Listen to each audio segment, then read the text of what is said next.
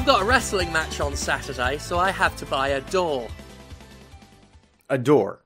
A door. You need a door for your wrestling match. I need a door for my wrestling match.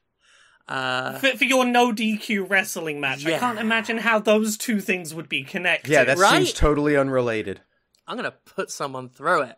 I'm putting someone through a fucking door on Saturday. I am going to make sure it happens. Because someone's got to go through a door, and it ain't going to be me. I mean, you could just use it as a fake out. You could just, like, prop it up, with a little frame. You knock on the door, someone opens it to see who's there. It's you. You've got thumbtacks. That was the real surprise. Right? Oh, Right? yeah. I'm bringing thumbtacks. Don't you worry about that. Oh. On Saturday, August 26th, for the listeners, right, in Leeds, for True Grit Wrestling, the biggest match of my life, two of the biggest trans femme wrestlers in the world are going at it. Myself, Commander Stephanie Sterling, versus the one and only protagonist Kid Bandit, right? And like with any special evening I have of an intimate nature, I'm bringing toys. And those toys, in this case, involve a door and thumbtacks. And sometimes, obviously, there was a bit of innuendo there. Sometimes if I'm going to have a sexy evening, doors and thumbtacks might also be involved. It depends what they're into. Or what we want to put into each other. Well, I was going to say, you haven't really clarified what the tenor of this evening is going to be by indicating what you're bringing, because that still could just be either way. It really could be. But in this case, we're having a wrestling match. I mean, I might save the doors and... Well, not the door, that would be fucked. But I might scoop up the thumbtacks and use them for other purposes. But no. Big thing. I've got to source me a door because you don't see them often in British wrestling. We still mostly use tables over here. I'm getting some tables too, don't worry about that. But, I worked in Pennsylvania, lived in Philly, and doors came out a lot. And just to properly welcome Kid, I say welcome, like she's been in the country dozens of times, like I've met her on several occasions, but just to really sort of allude to the American heritage, because I'm British American, so the match will involve two Americans as well, I'm gonna bring a fucking door. Well, look, I'm sure if you look around the venue, you can find a door. Just bring a screwdriver, unhook one of them. It can't be that hard. Yeah, that's it. Yeah, I'll just, I'll pop up to the venue, just be like, taking this door. Don't you worry about it. Well, no, you don't announce it. You just, you quietly go take a door no one's looking at. Just sneak a door. Sneak it under my dress. Go in the bathroom, unscrew one of the cubicle doors, maybe. Ooh. That's a door behind a door. Yeah, cubicle door would be good. It could go through that. Right. Yeah. Because that's the other thing. You've got to make sure it's a door that someone could conceivably go through. Yeah. Hopefully, like one of those cheapoid hollow jobs. No, that sounds like a skill issue. Hit them harder through the door. And of course, if they don't go through the first time, there's always attempt 2, 3, 4, whatever. Eventually I'll pass the strength check. I have been playing too much Baldur's Gate 3. That's the only correct amount of it to be playing right now. I keep feeling like... when you play a game so much, it starts to bleed into real life. Yeah. I remember once I played so much Abe's Exodus that I tried to quick save before doing anything in real life. I was like, I can cross this road without looking both ways. I'll just reload. It doesn't work that way. I once played so much Killzone that the red light, the brake lights at the backs of cars, all I could see were Hellgast. And this, it's everything. There is something slippery in the hallway, and my actual first thought was that someone cast grease. That's my first thought. Yeah, what's your dex skill like? Are you going to be able to pass a skill check to get over this? Oh, absolute shit. Yeah, I get disadvantage on dex. It's fucked. I got strength. It's pretty good. Yeah. My charisma, of course, through the roof. Int, no. Wiz, no. Dex, no. Con, fuck no. Just strength and dex, mate. That's all I've got going for me. But yes, that is to say, because I've got a dash early this week, because I had a fucking thing involving the landlords of this fucking house that she don't want to maintain, even though it's the kind of house that needs constant maintenance. Which will just lower the property value to around the point where I start putting in an offer for it. But yeah, had that. I've got an appointment in 20 minutes. But fortunately, I haven't got a ton of games to get through because it's just been Baldur's Gate 3. Constantly dizzying amounts of Baldur's Gate 3 with some Atlas Fallen on the side, but who gives a fuck? It's just sand. Atlas Fallen is just sand. I'm disappointed because the trailer that Focus put out, and it's Focus, so, you know, I always pay attention. Yeah. It looked really interesting. Here are all these weapons. Here's all this cool stuff. And it's like, no, you just fight in, like, the same boring sand monsters over and over. And they're really boring monsters because they're all just variants of here is a sand monster. With a sluggish combat system, and it's one of those games where it's like, we didn't know how to make this difficult, because all the enemies have really predictable attack patterns, but what if we just, like, made you fight loads of them and they attack from off screen? So it's just annoying. So, I've mostly focused on Baldur's Gate 3, which remains excellent.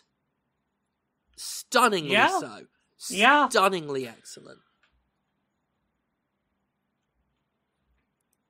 Yes. I mean, that's sort of the thing with this game. There's a limit to how much you can say other than just, it continues to be very faithfully 5th edition D&D, and it's good. Yeah, like, I mean, there's individual stories I want to tell, but a lot of them can be spoilery. So, yeah. Like, there's a scene in Act 2, I alluded to it in the Jimquisition where I sort of beeped over the story details, but the Doctor, that sequence is one of the most rewarding results of not taking a combat option I've ever seen in a video game. It was just sublime. And even though that was like the standout so far, the game is full of those moments. Just full. It's been an interesting one. Like, I've put a bit more time into it than I had last week, and like, the things I feel like I can talk about with that game right now are largely things not necessarily about actual moments in the game itself.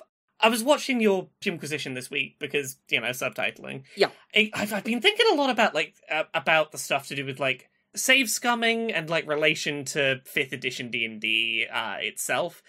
And, like, there's some interesting conversations to be had there for sure. But the thing I keep thinking about is, like, sure, no DM in, like, you know, 5th edition is gonna let you undo a roll that went badly, etc. Mine never fucking did. No, but I had a stone foot!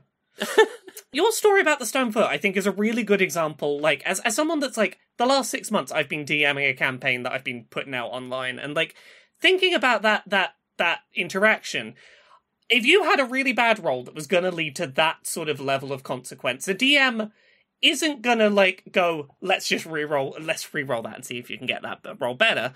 But I think that there's that human element of, like, you probably would have had, like, with a good DM, had a conversation up front before the campaign about, like, what sort of things are you interested in, what sort of things aren't you interested in from this campaign. Having conversations like, I know I've sometimes had conversations of, that roll went really badly and there needs to be a consequence. What are you interested in terms of potential consequences, so that there is some degree of something that feels consequential and is going to stick around, but that doesn't make the game uninteresting or boring? Like, knowing whether your players are there for a more combat-heavy or more narrative-heavy campaign. Those kind of things are the things I think a lot of people, like, they're definitely what I'm using save scumming a little here and there to get around, is the things that probably would have been conversations with the GM about what the flavour of your campaign is and what you find interesting as consequence. Yeah. If that makes sense. Oh no, but, total like, sense. Yeah, and like that stuff's been really interesting in terms of seeing, like, a game that is very faithful rules as written, but that makes decisions for you about, like, what is interesting about D&D. Because some of the things that, like, Baldur's Gate does aren't fundamentally rules as written, they're just their decision about how to interpret what is interesting in that rule set. Well, and that's it exactly. That I think is so interesting, because it has forever been the dream of the video game to recreate the D&D experience. Yeah. Like, that is what they started on as the goal in a lot of respects. And I have always sort of maintained that that's impossible. And that Disco Elysium and Baldur's Gate 3, it sounds like, I haven't played it at all, but it sounds like it creates a very realistic simulacrum of the experience of playing Dungeons and Dragons. Simulacrum is such a good word. Yeah. It's one of my favorites, too. Because while it is still providing you with the impression that your options in terms of what can happen based on your decisions are limitless, it's still not a collaboration. It's very specifically the difference between, like, playing D&D with, like, your group of friends with your long-term DM who understands, like, the value of a session zero and setting expectations and having that back and forth of what are the players looking for and creating a campaign that works towards that, versus the kind of experience that I think is a lot more common. Like, let's say you went to a local gaming shop and there was a game going on there that's run by someone who works at the game shop, who runs a weekly session that you can drop in and out. And it's like, I am the GM, I'm telling my story, I don't care what you're interested in, I'm the GM who put the work in. You can do what you want within my story that I'm doing my way.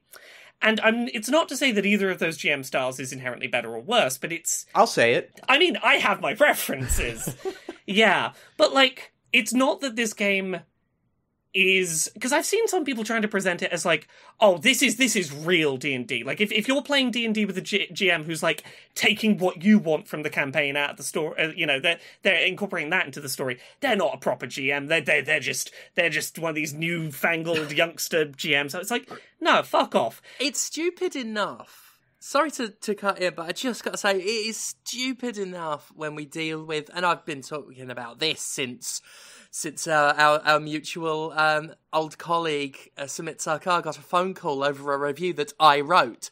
I've been talking about it that long, because poor fucker, he got a call from a developer because I wrote a review and they accused me of playing the game wrong.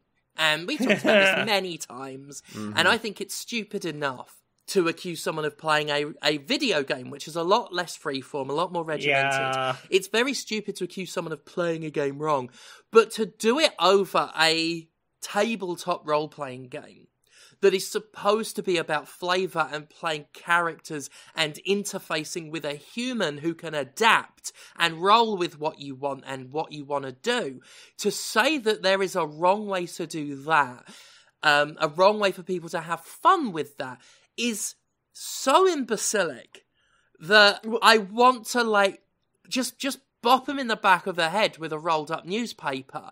Like just bad gamer. Yeah. No. It's a tradition that has existed in tabletop almost since its inception, is that divide between statistically oriented people who like to do the math, people who played military war games. Those people, and then the people who wanted to tell a story. And to be fair, the people who wanted to tell a story did come later. Yeah, but the other thing I would say is I think there's two separate things. I think there is the divide of people interested in the crunchy number mechanic and the people interested in the narrative. But I think there's also, like, this very specific divide of how people think about GMs in terms of, are they a collaborator, like, telling a story that, like, the players are also people telling that story? Or the people who are like, no, as the GM I'm the one who worked. I'm the one who put this story together. You do my game. This is my game, you do my game. Yeah. Mm-hmm. And, like, it's a specific attitude that came out of, I think, like, a lot of it was born in earlier editions of D&D that were a lot more... You needed to be a lot more mechanically precise in your encounter design and could not really do as much on the fly as a GM without a lot of fucking, I'm going to take 20 minutes to write some fucking notes.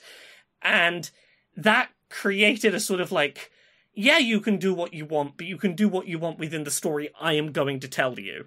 And there's a lot of people who don't like the idea of players being a collaborative part of that. Well, and it's terrifying to be in that GM position and have somebody come up with something that is so outside of the boundary of your considerations for what they might do. And it requires a certain measure of improvisation to be, able to just sort of roll with that stuff and take it in stride and make something else out of it. And God bless any DM that plays it with me. Yeah. On that note. But yeah, to bring it back to Baldur's Gate 3 a bit more specifically, like, I am really impressed at how well this is being a facsimile of, of playing 5th edition. But I don't feel bad about the fact that I am save scumming a little here and there, because I'm occasionally going, look, if I've got the option to fuck around a little bit and to basically get the result that I might be able to get if I had a real GM that I could have a conversation with, I don't mind doing a bit of that.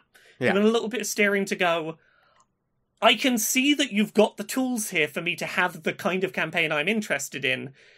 You as a game are not going to bend to, like, point me that way. Yeah, if I fudge the numbers a little here and there to get the kind of experience I would have with a GM that would, listen to what I was interested in from a story, I'm not going to lose sleep over that. Yeah, no. And ultimately, the option to save anywhere was put in by Larian. Yeah. So it's one of them things where, this conversation always comes up with Dark Souls as well. Like, oh, you shouldn't do this. You should never do this. This is wrong. When they're talking about features like co-op, like explicitly put in by the developers, these things aren't put in there so that they don't get used. And I've used that for good and ill when it comes to, like, industry criticism, like microtransactions, where it's like, oh, you could just ignore them and they're not part of the game. I'm like, these things are put in the game to be used. And that can be bad, like microtransactions, or like the ability to, quote unquote, save scum. Larian gave us that option. And it was the auto-saving that did it. I've got like 50 save slots for Baldur's Gate 3. Some of which I have used for different things. I've got one for mid-battles, which I don't often use, but if it's a really long fight or something really awesome happened and I don't want that to be lost, like that result, I'll save. I have saved if, like, a battle's just started and something happened that was really fucked up. And I've got no problem with that. And judging by the response to the Jimquisition this week, to the video, only the smallest minority have a problem with this. And even then, the people I've seen, and this is why I went out of my way to make my video non-combative, because I think it's an interesting discussion. I don't think it's a controversial one. Because even the people that aren't save scumming are just very casually saying, like, I've committed to not saving and, like, reloading saves and things because I want to enjoy that role-playing experience of committing to it, which is absolutely valid, because ultimately these are games we've all paid for, and they should be enjoyed on our own time in any which way we want, and that is the ultimate way in which a game can never be played wrong, is if you're having fun with it. Whether you're saving or committing, and I've been going for a sort of hybrid of the two, where it's like, okay, this conversation, I'm going to stick with whatever it tells me, and then it gets really tense, and then another time I'm like, this isn't fun having to stick with this, I'm a reload. And I'm doing that based on how much fun I'm going to have doing it. And ultimately, you can't play a game wrong if you're having fun with it. Exactly. So yeah, Baldur's Gate 3 is pretty alright. Fucking great.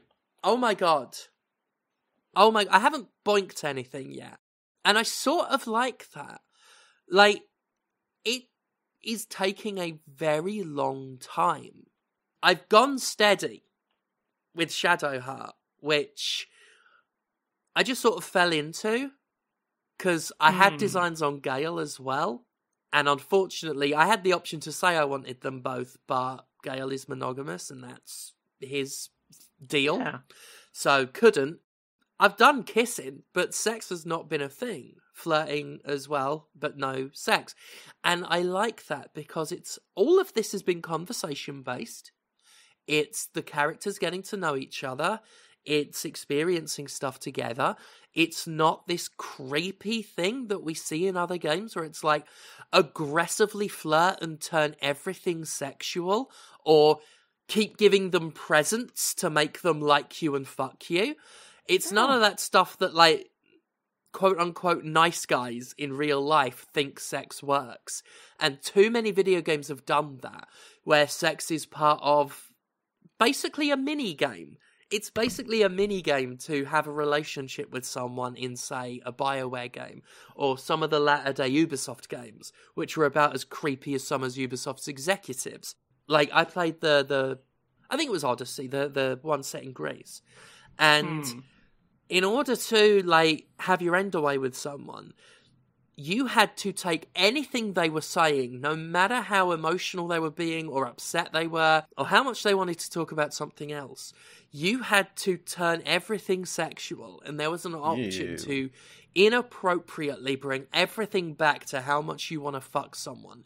And I found it really kind of disturbing. Yeah. In this game, yeah, there are some characters where the flirting comes real fast, but that's not all you're talking about, and not every option you have to chat with someone is reinforcing, I want to fuck you, I want to fuck you. And there's no bribery and shit. The one time I've given someone a present, it was not part of a mechanic, like a gameplay mechanic. It was the character had mentioned they liked a certain type of flower. I had it in my inventory, and as we were talking, I had the option to be like, oh, hey, you like this flower, I've got this flower, and you give it to them. And that was and it was really sweet. It wasn't transactional, which is the biggest issue video game relationships have. It's a transaction. Do all the things that make this character like you. Say all the things that make the character like you. Give them the presents that, like, boost their love meter by 10. There's none of that. And that's why I'm really liking how long it's taking for me to do and sex. Yeah. Fantastic game. Well, I think I've got to run off about now. Yeah. Speaking of fucking, I have to fuck off now. Sorry to the listeners that I've got to dash. It is an unbelievably tightly packed day schedule-wise. So I'm going.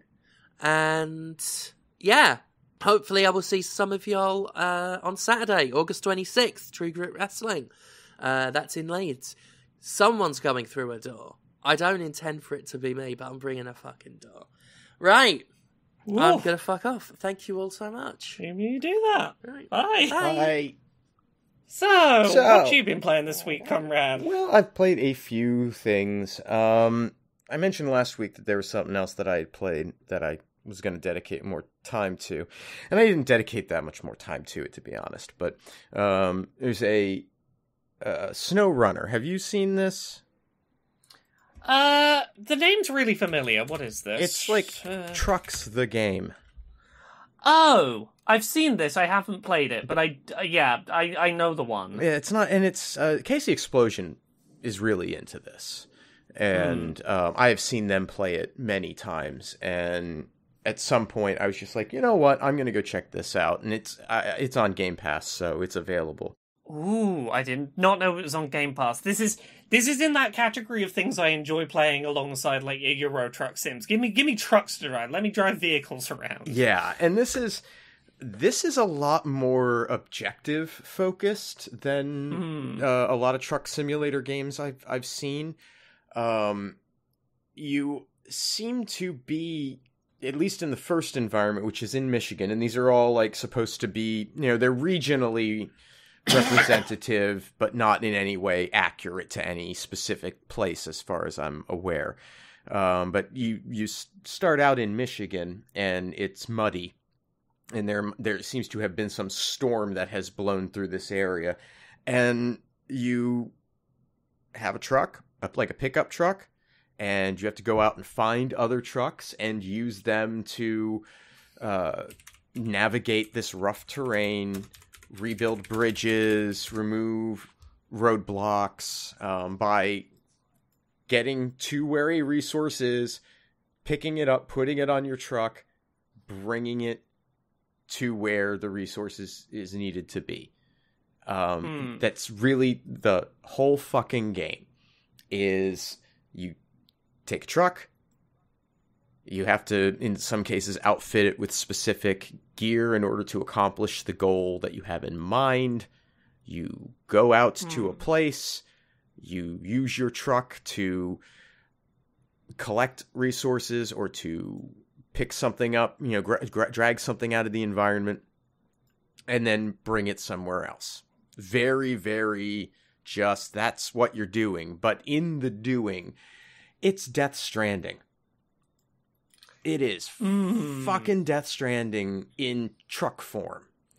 Yeah. You are constantly, especially in the early going, Casey was watching me stream it and gave me some very good advice in terms of, like, hey, you should just fuck off with this stuff that you've got now, sell it all and buy this other truck that you will find far more useful for the long term, and it will make your life better in the immediate term.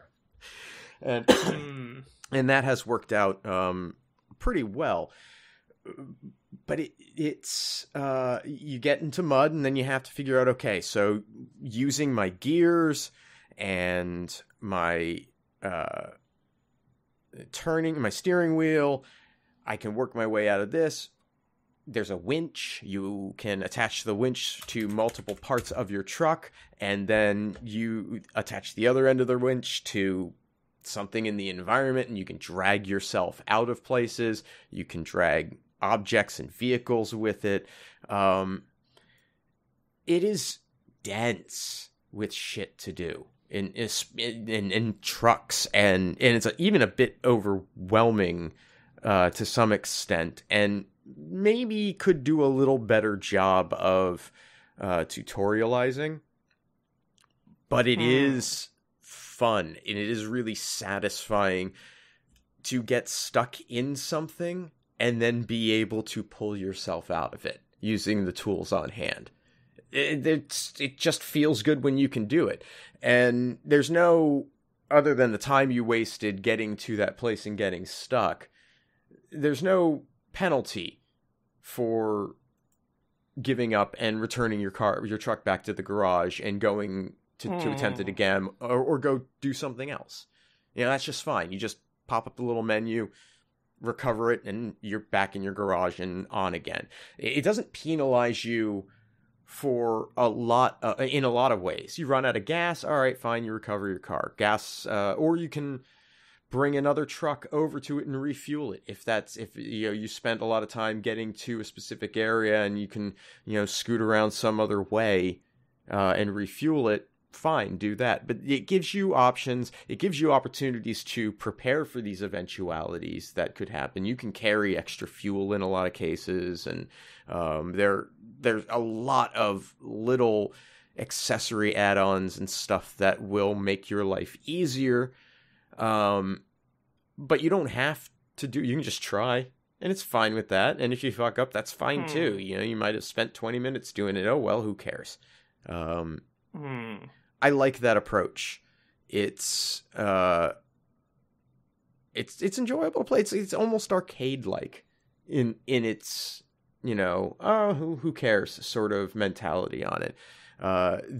The mud feels real, but the world doesn't, and I like that.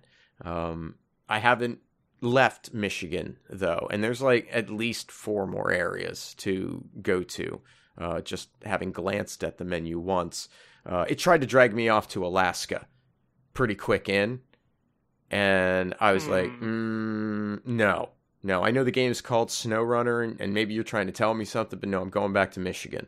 And I'm pretty close to clearing out what I've found on that map to do, so I guess I'll be going to Alaska soon. But yeah, it's neat. It's very no pressure. The trucks are fun to drive. The off-road it's challenging to navigate, and feels good when you're successful. It's a pretty good game. I would check this out on Game Pass for sure. Nice. Yeah, it's in that category of stuff I tend to enjoy, so it's on the list I need to check out. Yeah, I think you'll dig it. I've been just playing a shit ton more Vampire Survivors because I've been traveling and it's on Switch now, and that's been an excuse for me to just start over completely from scratch. I am super happy with that Switch port. I also just picked it up on Switch actually this past week. It's a good port, right? It's a really good port. Yeah, I played the co-op with my wife Linda on stream a week ago, and she'd never played Vampire Survivors before, so this was an interesting. And now she's hooked. Yeah. Yeah. We both got it on Android, like right after that stream. The mobile port's really good as well, right? It's solid. I don't enjoy playing it on my phone, but that is more to do with the experience of using my phone and not necessarily the quality of the port, right? It's one of these things where I'll say my opinion of the mobile port is definitely coloured by the fact that the Switch port did not exist when I was playing the mobile port, and it was really nice to just be able to have, like, I didn't have to bring an extra device with me, and I just had Vampire Survivors in my pocket. Yeah. But yeah, that Switch port's really nice. The Switch port's really nice. Yeah, on the Android port, the on screen analog, it works pretty well. My big issue is screen size. Right? Yeah, it's just, that's fair. And I don't have a particularly large phone, and I wouldn't be happy playing it on the Switch in handheld mode, probably. It would be more playable to me. But that would not be my preference. Yeah. I'm sure I have a Bluetooth-enabled controller that I could connect to the phone, and that would solve most of the problem. Yes, and I will say, I have done it that way. That game picks up external controllers really well. Yeah. Yeah, it has no trouble finding them. Playing it on Android has reminded me of one of what is, in my opinion, up there with Kinect in terms of, like, things that I really feel opportunities were missed on from a, like, control perspective. Right? I always thought Kinect could have had some really interesting, subtle applications of that ability that never were capitalized on. And in a similar vein, PlayStation, the Move controller. Now, not the Move controller, but the Move secondary controller. Yes. That one-handed single analog. It has the 4 face buttons beneath it and 2 triggers, which I have always felt would be the perfect way to play a turn-based RPG. Just straight up. That's everything you need right there. You got a hentai game, perfect. Everything you need, one hand. But this is another example of that. Of a game where I would just play it with a Joy-Con in a hand. You can do that pretty easily. Not in the game itself, but if you go to the Switch's system settings, you can create a secondary controller mapping profile that, the way I do it for right-handed, is analog stick remains as usual, right trigger or right bumper is A. Mm-hmm. And then just go into the game, and one-handed, one Joy-Con Vampire Survivors, super doable. Yeah, I might have to experiment with that. Well, and the right analog is the one that doesn't have the drift, so that's good. Right? Yet, I should say yet. That's inevitable. But yeah, it's we're both really hooked on it. I was so impressed that, like, everything is in the Switch version. Like, there's no disparity between any of the various versions. It's even the mobile version has co-op. Yeah. That's fucking if you connect, crazy. Yeah, if you have, like, a tablet and you Bluetooth a couple of controllers up, mobile has co-op. Things that I didn't realize the Switch version has, because there's, like, more parity than you would expect. The touchscreen support, if you do like that, exists on the Switch. Yeah. It doesn't tell you, but you can just start touching the Switch's handheld touchscreen, and it touch controls. Wild. Right? It continues to be impressive. Yeah, for something that, like, on the face of it, when you first saw it, like, a year ago, you would not have been impressed until you had the experience, and now it continues to be impressive. Like, they're only doing win after win on this thing, and it's fantastic. I mean, I love to see it. There's a reason I've been willing to buy this game over and over on new platforms, just to be like, yeah, I'll throw a couple more bucks at having this somewhere else. Well, and with the pricing, that's the other thing about it. How many of us have bought this enough times to where we have spent a proper indie game's retail price on it? I guarantee I'm getting there, because I've bought the base game and both DLCs on PC. The base game is free on mobile, but I bought both the DLCs on mobile. I bought the base game and both DLCs on Switch. I've probably spent about $15. 18. Like, you spent about 22 American dollars. Yeah, and I have definitely gotten that much money out of it. Yeah, well, sure, totally. Yeah. Just at that price, I want to go. Thank you for putting this game out. Sure, I'll chuck you a few more bucks again.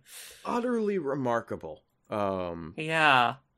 Of a side note, remember a couple of weeks ago when I talked about that weird director's cut that I saw and no one else saw? Right. Remember I talked about this a couple of weeks ago? So we now know what that content is. Mm-hmm. It might not be called director's cut. Like, there's a good chance that, like, we're not going to see a screen in-game that says director's cut. But all of that content is coming to the game. And the implication, it's not explicitly stated, but the developer wants to go back to having free content updates basically monthly for this game for a while. And all that content is coming to the game, and it sounds like a lot of that shit I saw in Director's Cut is probably going to end up being a lot of free content over several months of little free updates. That's great. They just keep putting more shit in that game, and I'm like, hell yes. Thank you for supporting it. If any of you listening to this have somehow never picked up Vampire Survivors, pick it up, it's good. Please. I mean, even if it's just the free mobile version... Yeah. I mean, it's hard to imagine by this point anyone listening to this has not encountered it in some fashion, but it's truly, I think, a universally accessible game that anyone can find enjoyment with. That's so rare. It's so rare for there to be, and I know that there will be someone out there who will respond to my saying this as well. No, I don't like it, and that's fine, but. Like, normally, you think, oh, some games are just not for some people. I'm not sure about Vampire Survivors. I think Vampire Survivors might just be for everyone. It really feels about as close as a game's gonna get. Yeah. You played anything else this week you want to talk about? Played PowerWash Simulator. Yeah. Continuing to just have a chill time washing stuff. Yeah, I wanted to check out that Final Fantasy DLC. What is it? Is it the bike? It starts you off with the bike and the truck. But you also do the security robot, Tifa's Seventh Heaven, and the hoverbot. You know, the one is there escaping from the Shinra reactor. Yeah.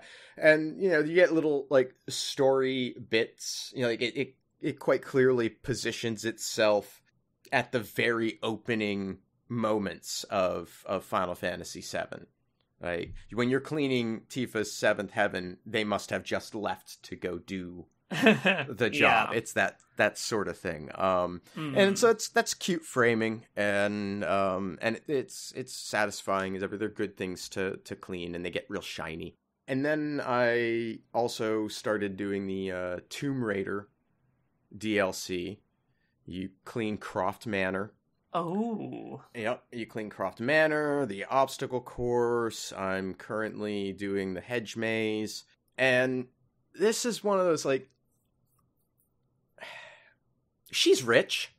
Why the fuck am I only getting paid $300 to clean the entire exterior for a goddamn house? That's outrageous. This is just exploitation of the working class by the aristocracy. It is indeed. How do you think she held on to such massive wealth without having to, be working a working class job day to day? It's not cheap to go running around the world stealing antiques or whatnot. Fucking obscene. But yes, it's still fun and relaxing, and I honestly, they could put anything in front of me and say PowerWash this, and I would do it. It didn't have to be themed or anything. I would just like more of this game, frankly. Yeah, and if brand crossovers are how we get more things to sit and methodically clean, yeah, I can take that. So yeah, we got a couple of little newsy bits to do while we're here today. Well, let's do it. This is probably the big one.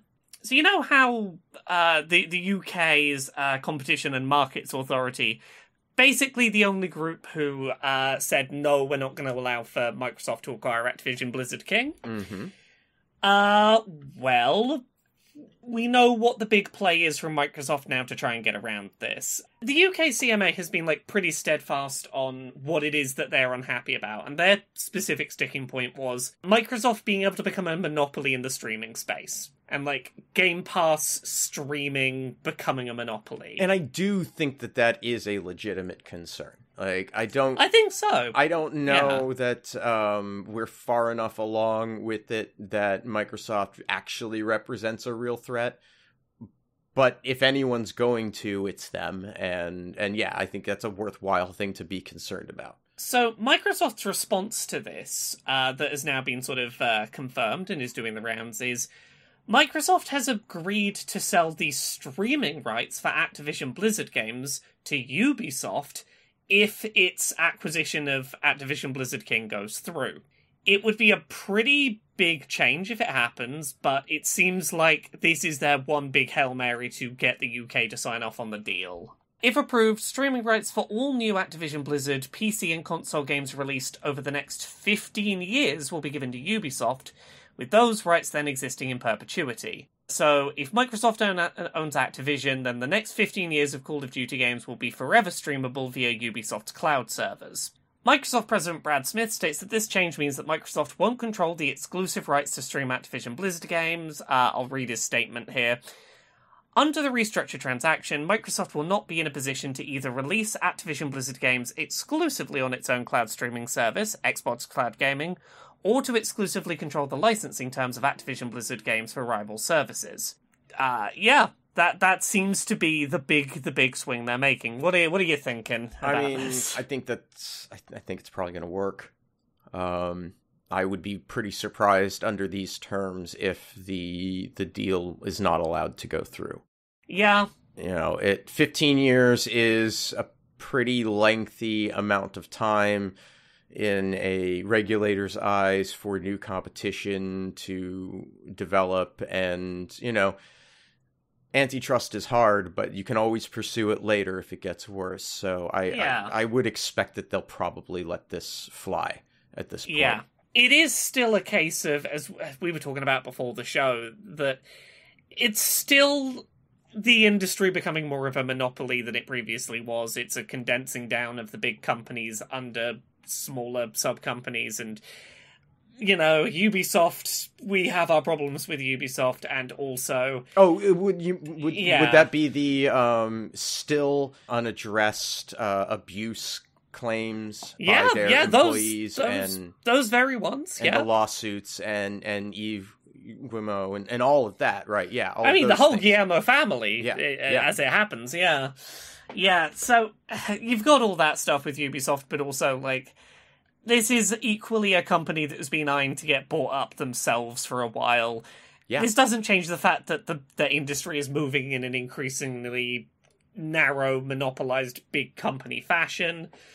Yeah, this is just going to be more consolidation in, maybe a slower pace than was expected. But yeah, Ubisoft would love to not be Ubisoft anymore. They would love to be someone else and are dying to be sold. So that access rights is going to wind up in the hands of some other giant company at some point. That's inevitable.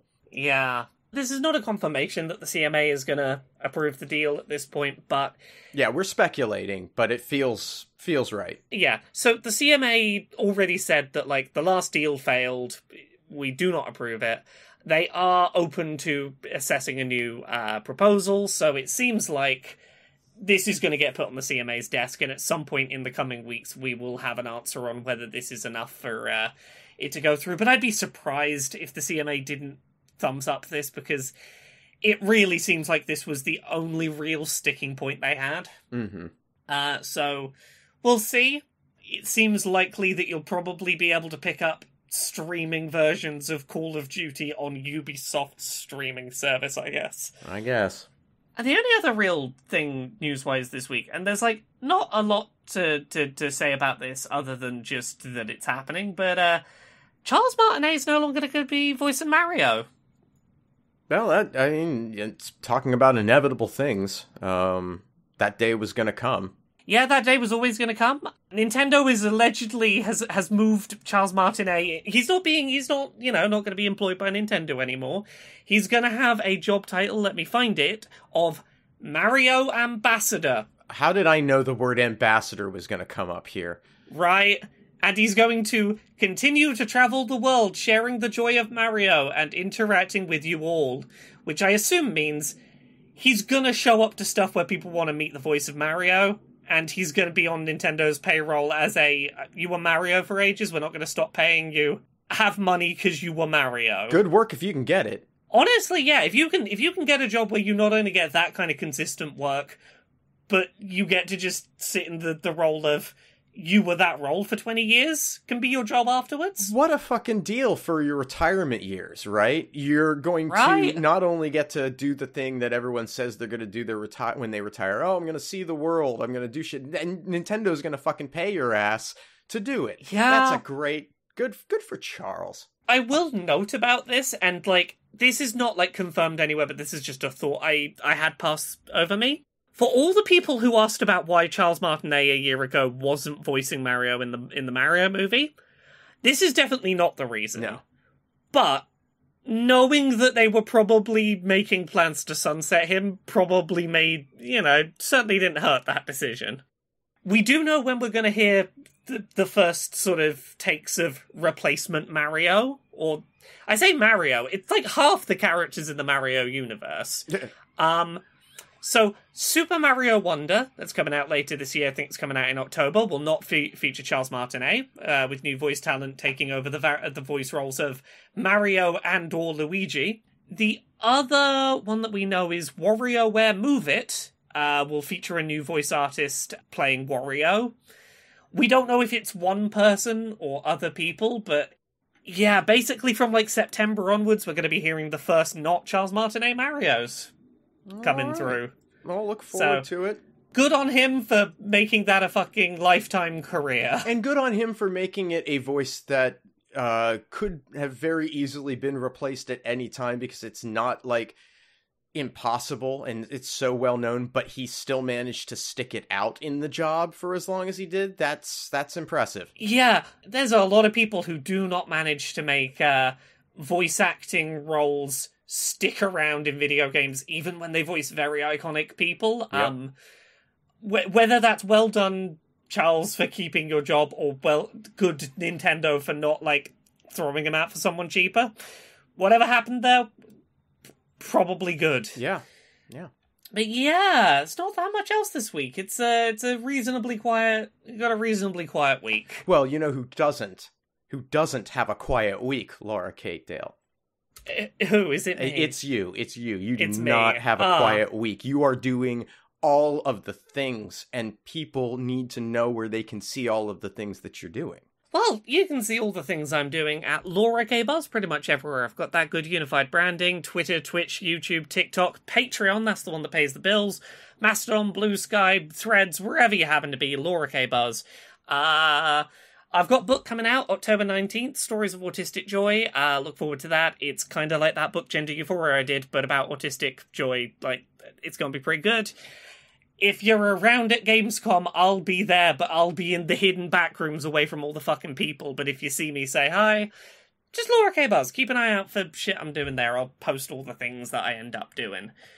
What about you, Conrad? You can find me at Conrad Zimmerman on Twitter and Instagram. You can hang out with me live on Twitch at twitch.tv/thatconradzimmerman.